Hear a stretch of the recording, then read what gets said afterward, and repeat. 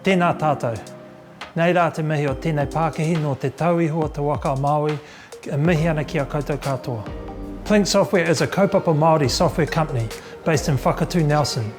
We create technology that connects Māori to identity through the vehicles of te reo Māori and whakapapa. Our tagline is Tech with Tikanga, and that describes so much of what we do.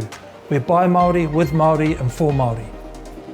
Our mobile app Tipu has taught someone something new in te reo Māori over 1.2 million times, every 2.5 minutes of every hour of every day. Te Aohunga is our iwi membership and whakapapa database. We provide tools that allow iwi runanga and trust to manage their data. We also help them run wānanga, where people can explore their connection through whakapapa to place and people. We also want to provide opportunities for rangatahi Māori to see themselves in the tech industry.